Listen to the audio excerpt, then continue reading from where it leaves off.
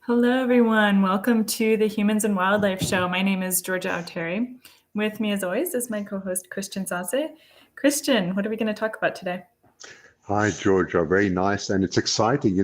Last time was a great topic. We had everything about oil spills, and today we're actually going to talk about heat as the summers get warmer, as it seems, and it's going to be quite an interesting topic. So we hope we'll have a lot of participation from the audience too.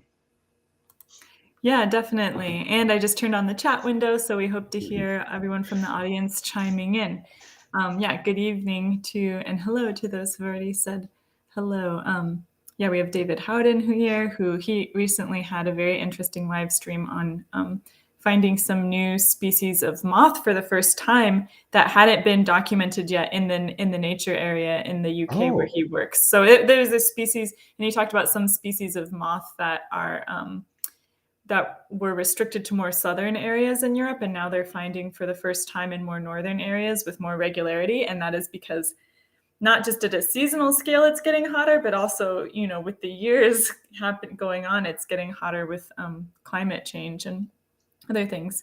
So, Christian, the topic today is how animals deal with it being really hot, animals and people. So, Christian, you wanted to talk about ospreys first, I believe.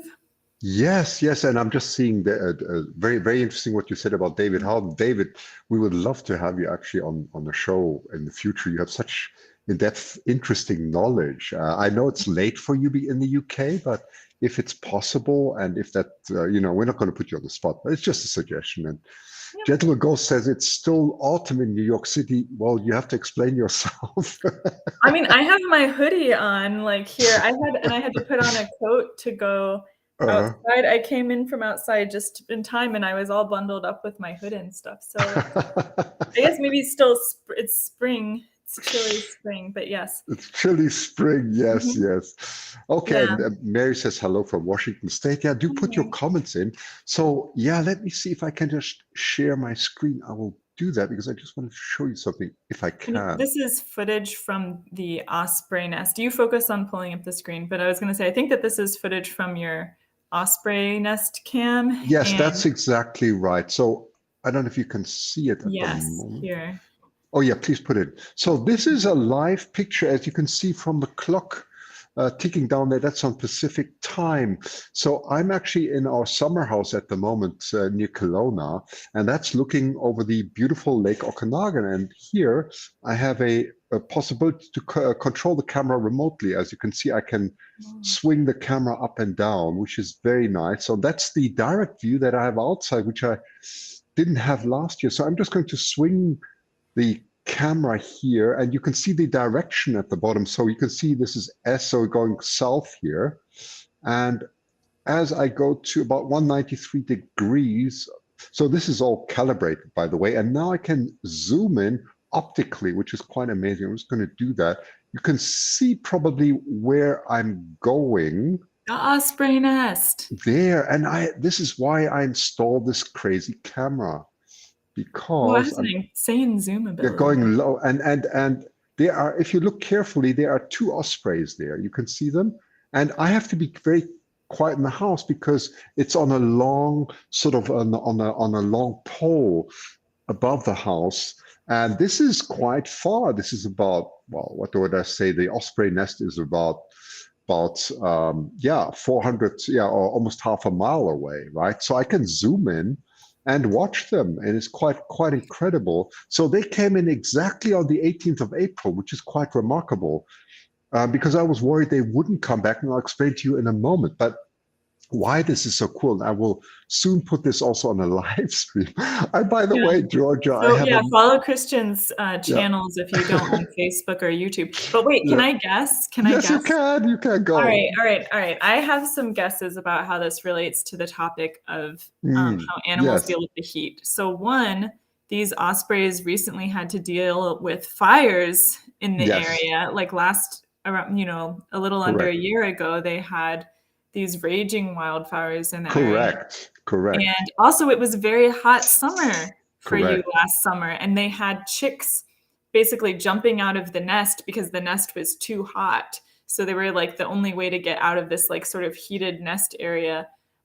They often died, right, because they couldn't fly yet, and so they would throw themselves out of the nest because it was an unusually hot summer. So those are my guesses. Am I That's right? completely correct. And I wanted to say, because well, Georgia knows what a wildlife and astronomy nut I am. I also have a live camera now in Australia, and we can see kangaroos. I'll be putting both of these on YouTube fairly soon, and then you can enjoy Australia live, kangaroos, and the night sky, and also this. I just had to say that anyway. So No, that's great. You should promote yourself. Um, yeah. so like, Okay. do you know if these particular ospreys, can we see the ospreys again? Do you want to zoom Yes, in on of course. I'm them? going to. I'll go Um, and swing there again. Let's go there. yeah. So the answer is yes. And I was very concerned that I they didn't even wouldn't. ask the question, but you know, or what did you think the question was? Like these are the same? Well, I was going to ask, did these ospreys lose babies last year because of the heat? Exactly. Okay. That was very tragic. We had, and that's where the topic really starts today. We had a crazy Canadian summer, and especially it wasn't far from here, Georgia. It was about, well, maybe 100, 150 miles where they had the hottest recorded temperature ever in Canada. And gosh, it was 50 degrees Celsius, which is, gosh, I just had to translate in my head. It's approximately, gosh, that must be over 120 Fahrenheit. I need to check it, but it was something crazy, 115, 170, somewhere around there Fahrenheit, which is absolutely insane for Canada. And then the wildfires started. And unfortunately, that comes to the topic today. A lot of the ospreys also in this area couldn't cool themselves anymore because, well, and you had this beautiful picture of this. What was it again? The bird that you put on A today's. toucan. Yeah, the Yeah. toucan. That's right. And they don't have sweat glands, right? And Yeah. so Birds don't yeah, sweat like mm, us to help yeah, keep, and you know, as many people know, sweat helps mhm. keep us cool because we get wet and then there's evaporative water getting off of our skin and it makes us feel cooler. Yeah, Um, it's such an interesting topic. I was reading so intensely that I nearly forgot about the show today. And we'll talk yeah, I about was that. texting Christian. I was like, "Where are you?" He's reading about how animals deal with it being too hot. He's so excited about the topic. He watched Yes, the show. So, but yes, thank and you to everyone yeah. else also who was able to join us on time, which like Christian, but also David Howden and Gentleman Ghost and Richard Mountford and Jeannie Kilabuk.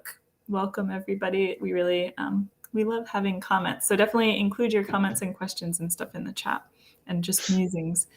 Um, yeah, so these ospreys returned even though they had nest failure last year and their chicks Mm. died because it was too hot here last year. Do you I know if it's can't. the same individuals? Yeah, I just wanted to quickly, I Mm. see gentlemen's go, so I will have to just deviate for 30 seconds onto astronomy because it's a wonderful topic. Because you asked me, have you seen the four planet lineup? Yeah, last Mm. year I have. I actually showed Jupiter and Saturn live. You may know that. And I saw with my roof camera, I was able to resolve the moons of Jupiter and also of Saturn, which was incredibly exciting, right? So yes, and I have to say too, there's a lunar eclipse coming up on May 15th. That's something I have to ask the other David Dunn, right? Is that's right? About, and I will try and broadcast that live because that lunar eclipse will be coming up about here. I have to just quickly show that, Georgia, and then I will get back on topic. I promise. Okay, yeah, Okay. you're fine. Because it's just so cool. That I already looked where the moon's going to come up. It's going to be the total eclipse, and it's just going to come up right in this area around here on the 15th of May. And I hope we have a clear sky, and I'll be able to show this around 8 p.m. at night, live zooming in as the moon comes up in total. It's just a fantastic. Okay, so I had to say that. Yeah, Okay. that's awesome. And you could people can see that on your YouTube channel that we're on right now, and also your Yes. Facebook that we're on right now. Yes. Yes. It's all Okay. safe to go. But let's get back on topic. Georgia, I've talked enough. Why don't you say something first? Why don't you say something? Okay, well, I will talk about the toucan, I guess. Um, I put up as like sort of the promo picture for today, a picture of a toucan, and that's because I actually learned something really interesting about toucans. So I'm actually going to I will share my screen real quick instead of you, if that's Mhm. okay. Um, and yeah, so here is the toucan, and um, as you can notice, toucans have a really big bill, much bigger relative to their body than a lot of other species of birds. And this big bill of theirs is actually one of the things that helps them keep cool. And I'm curious if anyone has any guesses, definitely put it in the chat. Um, how might this big bill help keep them cool? As Christian hinted, birds can't sweat, so that's not an option for them. Some birds do something that's similar to panting. It looks like how like a dog might pant, like I can't do that very well. Anyways, that's another way that some animals help keep cool, and some birds will do it, but the toucan doesn't. And um, let's see. I'm going to share a video real quick. So basically, the spoiler is that the toucan, the bill is like it has a lot of veins and stuff going through it, and so that helps to lose a lot of its heat to the environment. If you have a lot of surface area exposed to the environment, that has your body heat, and then your body heat gets lost into the environment. That'll help keep you cool. And so I'll share. We're going to watch a quick video on this, and yeah, we're small. Okay. I'm Kathy Wren at AAAS, the nonprofit science society that publishes the journal Science. I'm talking today with Glenn Tattersall of Brock University, who is the lead author of a study that will appear this week in Science. So, Dr. Tattersall, what question did you set out to answer in this study? Well, we wanted to know the consequences of the toucan having such a large bill. Many people probably recognize the toucan. And then the first video shows just that and record them. So I'm going to skip ahead a little bit to this footage that they have that they took with infrared that shows the heat in the toucan. Falling asleep. The first video shows just that, about 2 hours worth of video. What you're seeing here is a time lapse, so there's a really rapid playback speed. And what we observed that even though the air temperature itself is not that warm, around about 20 degrees, the bird has an extremely warm bill, maybe 10, 15 degrees warmer than the ambient temperature. As it falls asleep, the bill actually warms up transiently and then eventually cools back down to air temperature, nearly a 10-degree change. If you notice, the pink edge of the bill gradually turns purple and then eventually goes down to blue, the lower temperature on the scale. These changes in bill temperature likely accompany a change in core temperature of the bird, as it's common in warm-blooded animals or endothermic animals to lower their body temperature during sleep. These birds adopt the lower temperature, but in order to do that, they have to dump the body heat somewhere, and we're proposing that they use the bill to dump that body heat. Our second video is from a later stage in the sleep phase of the toucan. What you're looking at here is a 2.7-hour trace demonstrating that the toucan is fully gone to sleep, has adopted the typical sleep posture of birds where they tuck the bill behind the head and between the wings. But unique to the toucans and toucanettes is they actually reflect their tail feathers backwards over top of the bill. And this sort of rather awkward position appears to be an attempt to insulate the bill from the environment, but the thermal imaging still reveals the heat coming or emanating from the bill tucked behind the feathers. And so you'll see, hopefully, in the video here, you'll note the bill transiently warming up and cooling down, going from colors of purple or blue back up to oranges and yellows. And then towards the end of the video, it starts to warm up again. And this is happening even though the birds are not moving or even appearing to wake up. All right, so I'll stop that real quick. But Christian, isn't that interesting? Did you know that? No, gosh, I learned so many interesting things. Georgia, it reminds me a bit about the hummingbirds, because the hummingbirds have an incredible temperature regulation too, which a friend of mine, actually my thesis advisor, made me aware of. He was very interested in how hummingbirds, because they're so tiny, regulate their heat. And as you know, they can survive very cold winters and also very hot summers.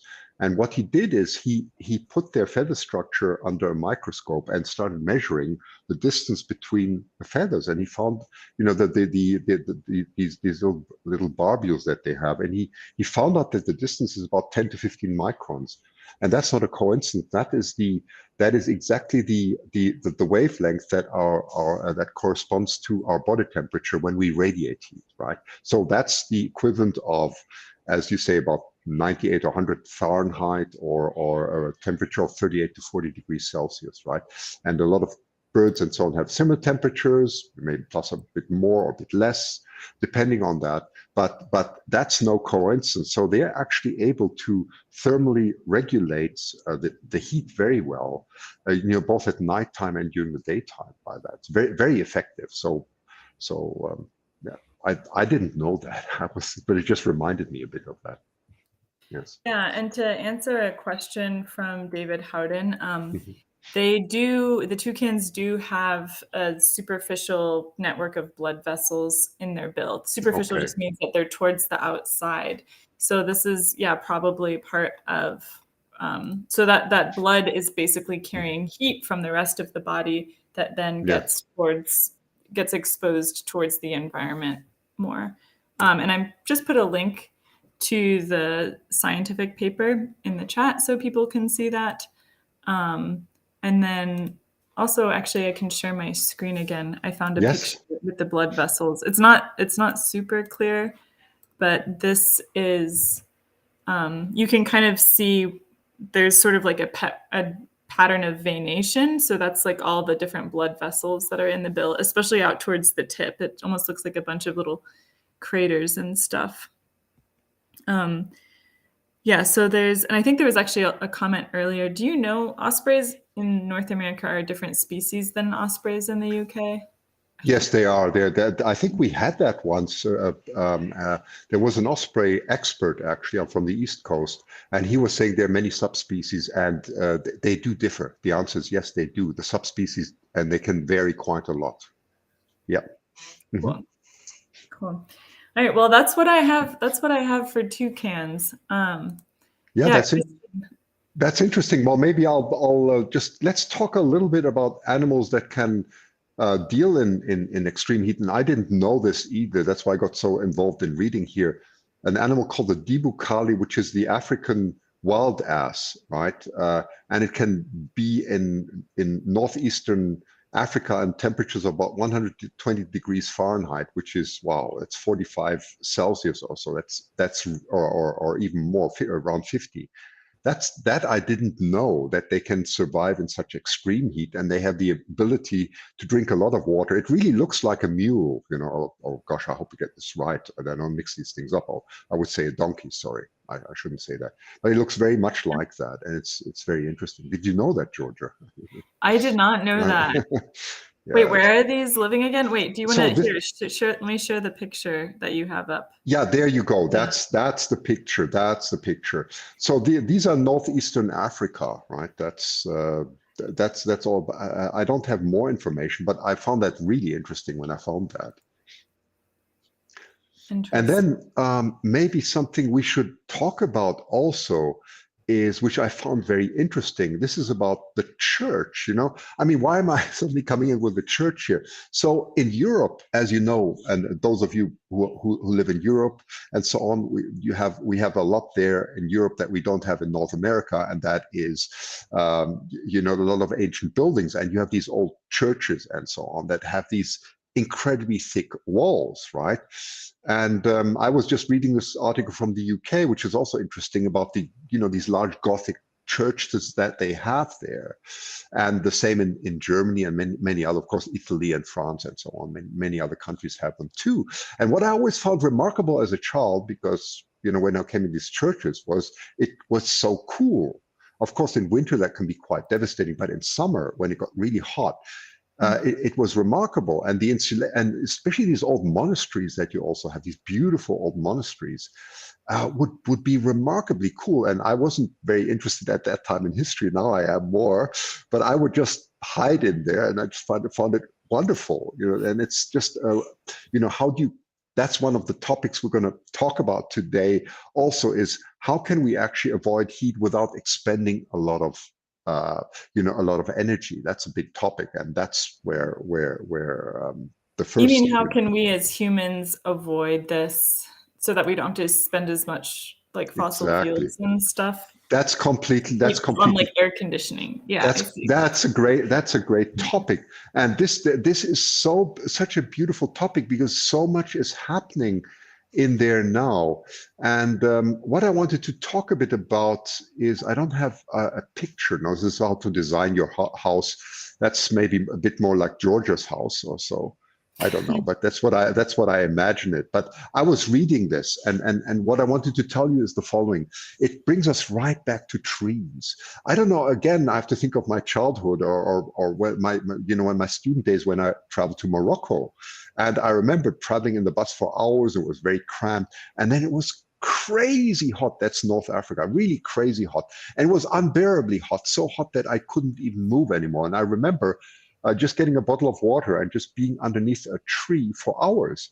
And I never asked myself, why is this tree such an effective way of cooling? And of course, now I ask myself that question, what is better? I mean, if you take the same area and you just get the same amount of shade and you get a tree, why is a tree cooling more effectively? So I want to ask the audience that, why would you think that a tree is more effective in cooling than maybe offering the same in shade? And then we'll get right to the topic of air conditioning. Wait, so could you explain the question? I'm a little like, why is a tree more effective at cooling than? Yes. You mean like the shade of a tree is cooler than the shade of an umbrella? Area. Yeah, that's what I was thinking of today. Yeah. So if I'm sitting out there and you have the same as an umbrella, let's say in a city or so, and then you have a tree there, and you will say, yes, David Howden gets it. David Howden gets it. That's exactly fascinating. Nature is amazing. There's so much we can learn. It's transpiration, and that's the process of water, of plants. The way they transfer water into the atmosphere. That's exactly right, through small pores. That's David Howden knows. So people in the chat, be honest. Let us know if you don't know what transpiration is. You probably don't, right? It's kind of like evaporation. And sweating. It's like sweating, yes, in a way. Yes.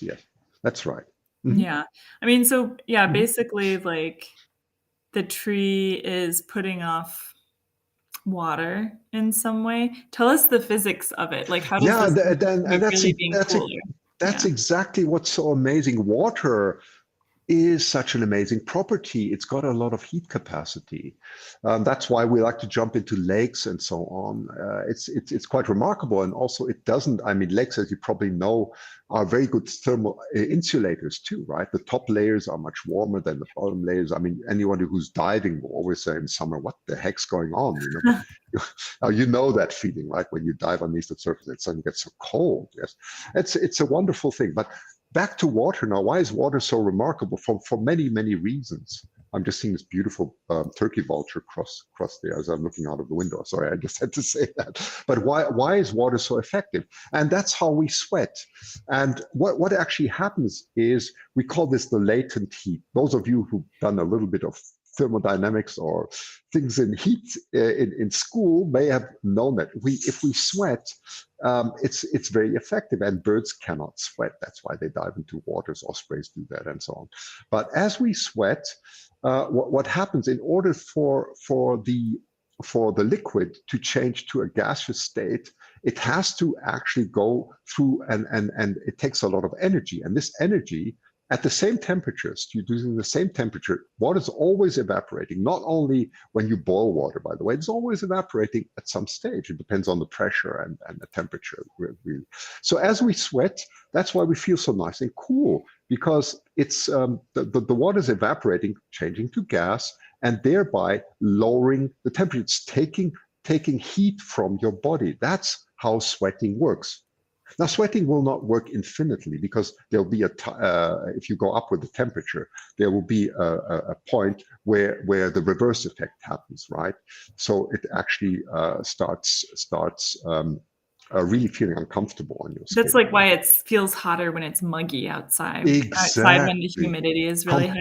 Well, You I got guess it. that's not just about temperature though. That's about like Yes. there's already a lot of other water in the air, and so it's not evaporating as much. Exactly. And now coming back to the tree. So the tree is a type of microcosmos, microclimate there. It's absolutely fascinating how nature works.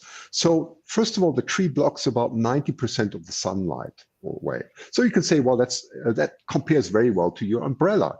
But now why is the tree more effective? And it's exactly because a tree is typically giving up about 100 liters per day, a larger tree, that's the amount, and drawing that through its roots and basically giving it off to the atmosphere again through tiny pores.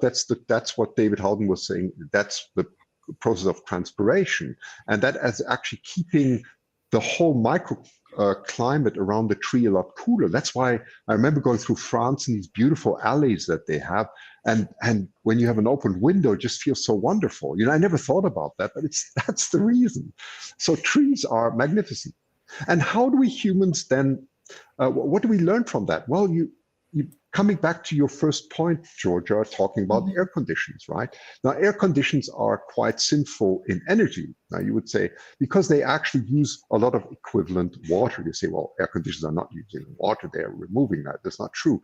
But we have to think a little bit wider. So let's go to a sprinkling system, or what do you call this? Not sprinkling system. I forgot what the name was. These what is it called? These things that they have in restaurants in hot climates. That where they Like what the is it? misters? Yes, thank you. Yeah. That's the word I was looking for. I just lost it. Thank you. The mist something, not mystifier, but mist. What are they? Mystifier. It's amazingly cool. Yes, and that. I think that's exactly what's happening there. It's drawing the heat from the environment and using it. And then a lot of people complaining and saying, "Hey, we're wasting a lot of water here."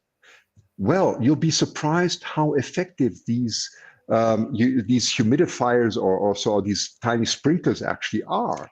Because if you compare them to the energy consumption of an air condition, you have to think also if an air condition runs on electricity or if an air condition runs on natural gas or whatever, the amount of energy that you use from water, the amount of water that you need to extract it is a lot.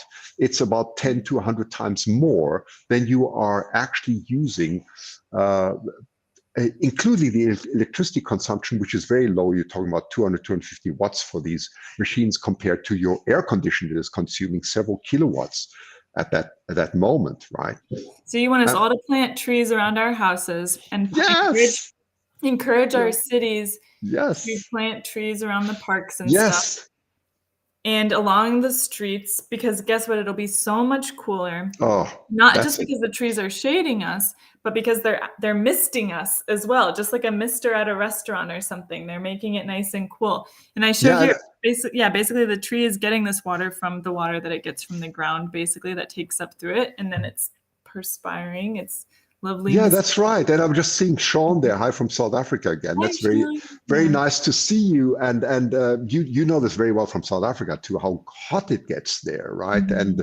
And these are things I'm fascinated how nature has solved these things. And we in a city, the temperature difference that you have by not having trees can be 5 to 10 degrees. That's how much temperature difference you have just by not planting trees. It's incredible, So just by trees. Man, Christian, I feel like you're like a modern day Lorax right now. You're like the trees. I know it sounds this is some tree propaganda. Yeah, so Gentleman Ghost has this comment too. Like this feels tropical forest too. I think maybe what you're referring to is that like there's so many trees in tropical areas and they're so densely packed together, and it's the rainforest that the trees are like taking up all this water. But then you have a lot of transpiration happening when the trees are all putting water into the air, and that forms, guess what, like clouds with lots of precipitation that just like rains right back down on the trees. I think maybe that's like the tropical forest cycle that you're referring to, but I'm not exactly sure. But yeah, and then Sean is agreeing with you that it's like very hot in some places, including South Africa. Yeah. Yes, it is. And I just notice how little attention we give to trees in major cities. This is always what shocks me. And then we're just using a lot of air conditioning. And what I find so fascinating, and I have to go on about this topic. Let me just quickly show that, and I will try and get this person on a future show. If you could share my screen again, please. This is really fascinating, and that's where I nearly forgot about the show here. I didn't know this again. And I really love these initiatives. This is a simple way of, again, using this transpiration or innovation from a UK company in London. And they are doing projects in Africa. And they are using just water. They're actually using seawater and cardboard in the design, and it's very simple. It's very simple, and they can show that they can grow vegetables, tomatoes, and so on by using very little water and just a very simple technology. So basically, what they're doing is I was just see if I can have a better picture here. I don't know what. Yeah, here I think this is one. These are their buildings here, proof of concept and so on. Wait, so do the buildings? What are the buildings for? So the buildings are just space where they grow their vegetables. Do they allow the plants to start growing? Yeah, you got it, Georgia. Okay. And because otherwise it would just be like too hot for the plants, and then you have a vicious cycle of you put water down, it just evaporates right away because it's so hot. Whereas instead of a vicious cycle, if you have plants, it creates You got it so quick, Georgia. That's exactly it. So it's the opposite of the normal greenhouse. You're not trying to raise the temperature, you're trying to now lower it. And you're doing this also again by transpiration, which is very interesting, or this evaporation using the latent heat that I was just explaining. But what's interesting and then once the plants get big enough, you don't need the building anymore, right? Because then the plants are all helping keep the area cool together. They're mediating the environment collectively. Yeah. I think it's brilliant because they're also using seawater. So they're doing desalination at the same time. Yeah. I mean, this is crazy clever. This is crazy clever. I always think, why didn't I never think of this? Because Christian, you're so excited. You're like going in leaps and bounds. I do think it's so like, for those who don't know, why is desalination, or why is extra salination a problem, right? Well, we have so much seawater, but it seems to be costing a lot of energy to separate the water from the seawater, right? That's and isn't salination is like a climate change kind of problem, right? Because you have so much more evaporation happening, and then the water gets like more condensed and saltier somehow, or we're just losing fresh water. Yes, we are. We are consuming it as you remember last time when I was talking about Palm Springs. That's a good example, right? Or Las Vegas, all these big cities, right, have incredible consumption. I can understand why they're doing it, but at the same time, we have to think of alternatives too, right? Well, hang on one second. So put up your picture of all the little plants growing in the greenhouse. Oh, yeah. I have a great metaphor, and I'm going to grab it right now. Yeah. Okay, sure. I'll go back. So yes, Sean, and this is indeed very smart. I think it's absolutely brilliant. So they're using seawater and this type of cardboard thing. So what they're doing is they're evaporating the seawater, separating the salt from the water, using that to irrigate the plants. I mean, how brilliant is that? I imagine they have some other place where like the water evaporates and they collect it in some chamber. Yes. So it's also like a terrarium, right? Speaking of systems being self-regulating. So this was, as what I was going to share as my metaphor is, I'm planning on making a terrarium in this bottle. This bottle is special because it's a bottle of liquor that I bought to celebrate when I got my job. Oh, here we go. And so once we finish it, we're like one of my friends was just like, you know what you should do? You should make a little terrarium. You should make it full of like plants from Ann Arbor, Michigan, where I am now. I'll be moving for my job, and it'll be a nice little like keepsake full of. But the thing is, a terrarium, if you don't know, is a sort of self-sustaining system because the water is like kept inside the system it's like captured. You're not losing it. It's sealed. So what they're doing in these temporary, I don't want to call them greenhouses. Yeah, cooling greenhouses is similar to help get the plants started. Yeah. Interesting. Yeah. Interesting. Dorota Janiak's comment made me think of a terrarium, because she said ecosystem is amazing. And yeah, a terrarium is like a little ecosystem. Yeah. Yeah. So it shows, that's why I'm so fascinated with these concepts of trees. It's just so simple and such an ingenious solution that trees have done. And so we have these what do you call them? I can't mystify. I have no idea what these things are called, like humidifiers or whatever, but you know what I'm talking about, that we should be using much more instead of air conditions and so on, because they're also much more healthy, by the way, right? So as long as it's clean and stuff, yeah. Yes. There are sometimes when I go to a restaurant that has a mister and I'm like, this just smells like mold or something. But yeah, with trees, you don't have that problem. Trees just solved it all, right? It's just amazing, right? So there's a lot to think about here. Yeah. Anyway, that's my 2 cents for today. Christian's like, plant trees. Points 1, 2, and 3. Trees.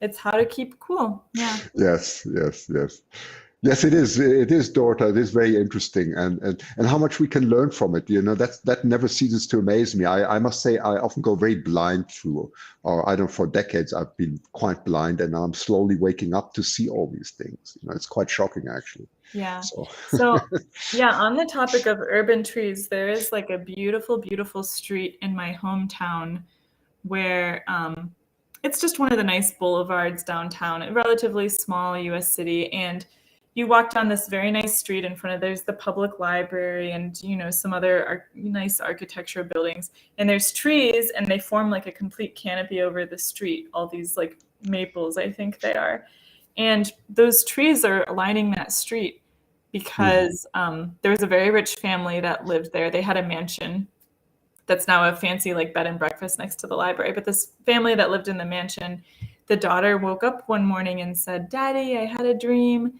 that there were trees lining the street outside." And she had this like very vivid dream of like the street was lined with trees and there was a canopy and it was like being in a forest. And her parents planted the trees along the street because she had that dream. And as the town legend goes, it was the year before she died, once she was an old lady, 70 years go by or something after she had this dream. The trees had finally grown enough that the canopies touched. And so she got to see her dream come alive before her death. Isn't that interesting? I just think it's a beautiful story. It's a beautiful street, though. And I think it's kind of neat that it came about because of the dream of a child. So, oh, great. Yeah, maybe we can all have similar dreams for the areas that we live in, for some of the streets that we walk on regularly or the parks we go to regularly. Yeah, more trees. If trees are what you're supposed to have in your ecosystem there. Yeah, and I mean, just how do we avoid the heat? Let's talk a bit about draw the blinds. I mean, while natural light is great, too much can turn your home into a sauna. Well, we know that. It's very simple. Avoid using the stove. That's another thing. We have all these different desires all the time. I know I'm not here to preach, by the way. I just want to make it clear. I'm just as guilty as everybody else. Okay, so. Oh yeah. Well, you're preaching. It's like do as I do. We're all trying our best. You're preaching with the recognition that we're all trying, and none of us are perfect. Yes. So I'm very careful. Avoid using the stove. Well, that's the problem. Of course, we heat things, and then we've got the fridge, and we've got all these things in one area, right? And that's really difficult, right? That'll expend a lot of energy, right? Unplug appliances you're not using. Turn on bathroom fans. That's an interesting one. Turn them on or off? It says on here. Yeah, maybe it's like after you take a shower, turn on the fan, and then it gets the humidity through the rest of the house. That's what they mean, yeah. And then of course the no heat light bulbs are clear and so on. So I didn't know that. Wait, explain that. So is that a no heat light bulb? Yeah, well, the incandescent light bulb, this is probably something that happened before you were born, at least when I was there, Georgia. We used a lot of these light bulbs that got quite hot, right? I mean, you probably never was there, okay. I'm not sure, maybe you've never seen them. Okay, so light bulbs, but I don't really know what changed. I mean, I know that there's like these light bulbs that have like the tubes, like the whole thing is kind of like glass tubes and they're more Yeah. energy efficient. But there's also sometimes the glass is clear, sometimes it's clouded. So there's energy efficient light bulbs, but there's also like low heat light bulbs. Are those the same thing? Yes, that's exactly right. I mean, that everything that has sort of this cold light now, that's what I call it, cold light, right? Sort of makes you look a little bit like a ghost or so. Yeah. That's what we're talking about, more energy efficient lights. But what basically a normal light bulb emits 98% of the light, that's thermal energy, you will never see, and only 1 or 2% of that is light, right? That is usable. But that's from Edison's time. Of course, we've been living on that and optimizing that for a long time, and now we're coming to the LED age and many other light sources that are much more efficient, and they're mixing it and so on. That's what it basically says, right? Yeah. Yeah, and we have a question here from David Howden about how flying foxes manage the heat. And Oh, or not flying foxes, bats in general, and flying okay. foxes are one type of bat. When he asked that question, I immediately thought of flying foxes because those species tend to have those types of bats have a lot of problems when it gets too hot. Okay. Because I mean, first of all, they're in tropical, like very hot areas, and so but when they have like heat waves in Australia, for example, dead flying foxes, these dead big bats are kind of like these are the bats that will die in heat waves. So the short answer is they are potentially not very good at managing the heat. So I'll share a picture real quick of what a flying fox is for those who don't know. Okay. Sorry, my computer is being a bit delayed here. And I'll just share the entire screen because it's acting weird. Oh. But yeah, have you heard of this, Christian? Like the flying foxes dying? No, tell me. Yeah, I only vaguely. So I just go ahead, please.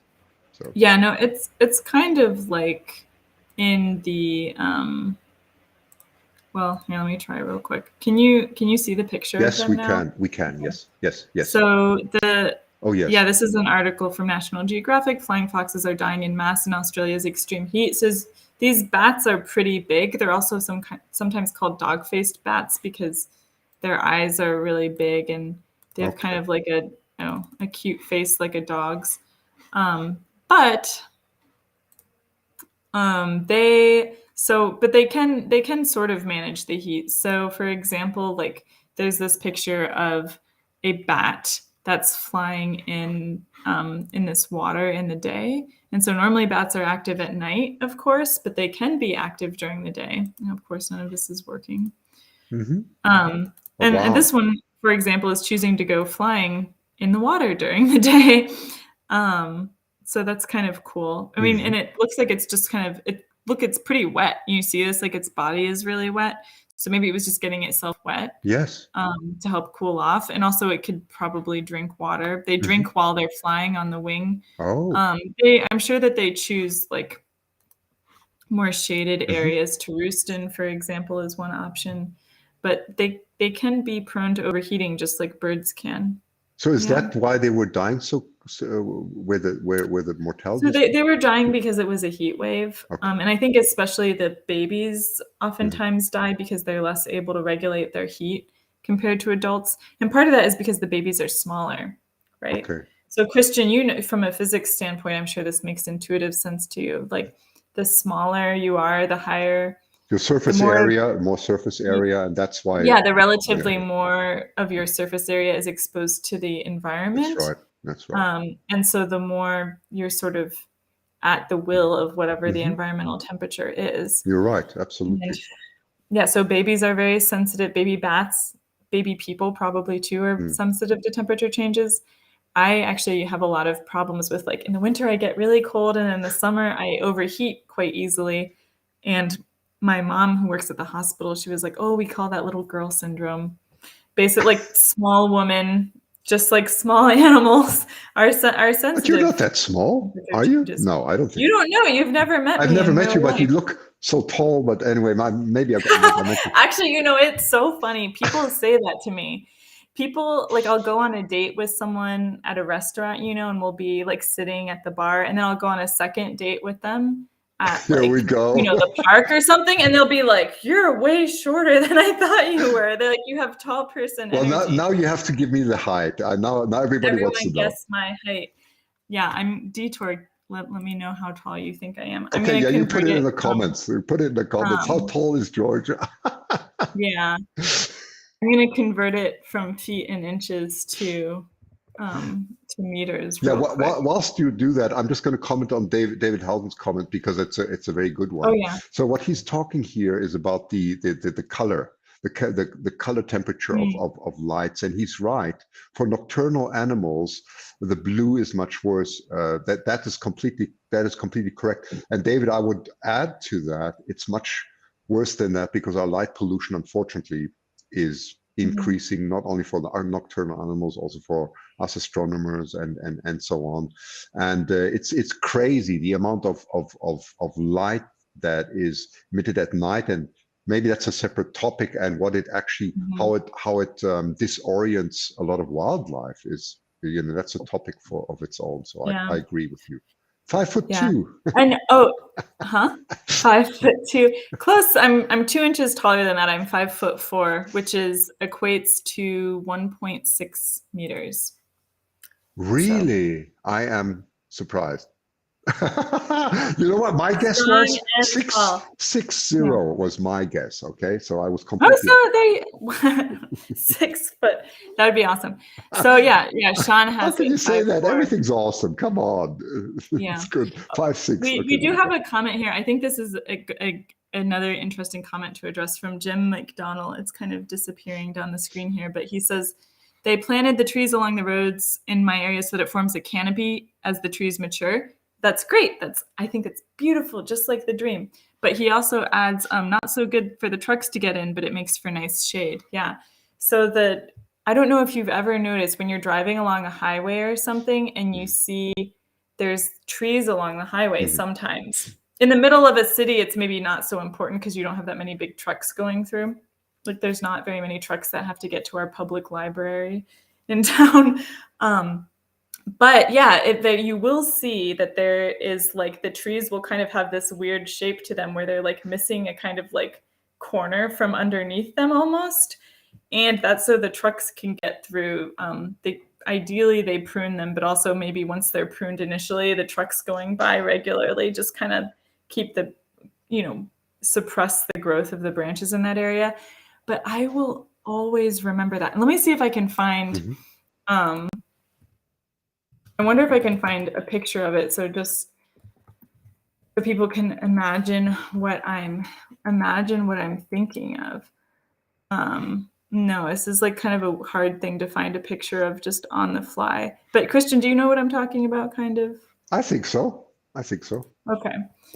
But I'll always remember that phenomenon, I guess, of having to like cut. Oh, here's a really good picture of it. Okay. I'm going to show you all a picture. You're going to be amazed. This is what Jim is talking about. So look at this tree. Do you see it? Yeah. You see how it's missing this big chunk from it? So that is, now it's because now it's my different screen. Yeah, so that I remember when I was a kid, probably like 6 or something, my dad had these like quizzes for me. And this was one of his quizzes that I never got. We were driving along the highway and he was like, Giorgio, you see how these trees are like kind of, as we drive along, these trees are like missing a chunk like this? Like, why do you think that is? And we were driving along and I was thinking about it and I couldn't figure it out. And I had to ask him to tell me the answer. And he was like, it's so the trucks can get by. And I was like, oh. Isn't that crazy? Yes. Yeah. Yeah. So I always associate that with like the quiz I failed as a child. I couldn't get the answer. But yeah, I think it's an important point. Trees can sometimes cause some some problems, but I think we can deal with them. Yeah. I think so too. I Yeah. mean, it's all about the Mm. balance, isn't it? So we need the David balance. doesn't think I'm particularly short. Oh, there you It's go. not. I think it's still within average height for a woman, I think. In the United States, at least. Something like this shorter. I'm not like super short, for sure. But I think, yeah. Well, that makes you a good rock climber, because usually rock climbers are not very tall, are they? So I think it depends on the climber. There's pros and cons to being tall. It can be bad because you gaining an inch in reach, for example, is usually not worth the added weight of your body that comes from being like an inch bigger. Like, and your fingers are supporting all your weight, but this is neither here nor there. Yeah. exactly. That's why I'm tall. I played volleyball. You can imagine what position I played, right? Yeah. Yeah. But I think the tiny. That's funny. Okay. Yeah. But I do think the tiny girl or tiny animal, in this case, syndrome, is it's not just your height, it's also your like body, your mass ratio. I'm quite thin, so you can't. Yes, you are. You are. Yes. But if I were fatter, then I would be rounder. And that's actually, rather obvious. This is a perfect segue to the topic for next week, Christian. If I were fatter, then I would be rounder, and I would have a lower surface area to volume ratio. Uh-huh. It means that relatively less of my external. Also, your insulation is much less, of course. Yeah, exactly. I would be more insulated. Like fat is insulating, not just of course it is creating like an extra layer, but it's making you rounder, and that buffers you. That buffers you against your environment. And so our topic next week is the opposite. It's part 2, too cold. Oh, how do animals deal with it being winter, with it being too cold? Yeah. Yes, that's right. It's going to be all about it being too cold. Yes, that's it. And we will talk about, I promise all of you, I will find pictures of round, fat animals. And we'll share them with you. They'll be very cute. Like seals. Imagine a fat seal. Imagine a fat squirrel. I'm getting a phone call. Ignore that for right now. But yeah. Orcas and everything. I mean, goodness me, they have, it's known they have goodness me, they have a lot of fat in order to insulate. Fat. So yeah, there's a balance in everything, right? So. Yeah, a balance. Yeah. So, but also on the comment of next week's show, where it's going to be at a slightly different time. Is that correct, Christian? Yeah, that's fine with me. So you're traveling, but Georgia, I would suggest to shift this on to Thursday, because we have also people like in South Africa or Europe and so on. And otherwise, if we do too late, they can't see it, which would maybe be a pity for them anyway. So I think we should just make it a day later. Yeah. Okay. So that's your update, everyone. Come join us next week, same time, one day later. One day, Thursday. That's it. It'll be Thursday UTC time. Yeah. Okay. Yeah. We have comments, circular shaped birds from Frankman. Yes. Borbs, I believe is the scientific term. No, I'm just kidding. Oh, it's a joke term for them, but they're like very round. And then I have a comment, a lot of omega from fish. I don't know exactly what that comment is referring to, but another highlight, I ended like 16 years of vegetarianism last week and became pescatarian. You did? I was really low in B12, not omega. That's the problem, isn't B6, B12 for vegetarians, right? That's it. Yeah, I've been vegetarian for a long time, and I also wasn't eating that many eggs or dairy or any other animal product, really, just because of... Really? So extreme? That's... Yeah. It wasn't on purpose. It was just like, with the tiny house, I don't have a lot of electricity, so I wasn't running a fridge a lot of the time. And then you can't really store like eggs and stuff that often. But that is a topic for another term. So I started eating fish. And how does it feel? Let us know now. I mean, I feel so energetic. I mean, I definitely had a tremendous B12 deficiency, I think. I feel I have like so much strength and energy that I didn't before. I'm not saying that being vegetarian is bad, but you have to be careful to have like a balanced diet. But anyways, yes, I think we've... That's fascinating. Let's discuss that another time, because it's really interesting what you're saying there. Yeah, that's true. We should have an episode Yeah. on diet and animals and Oh, stuff. my chocolate diet, sure. No, Chocolate diet. I've had 2 servings of chocolate today at least. They weren't both at the same time. They were spread out, but Yeah. Okay, we'll discuss that another time.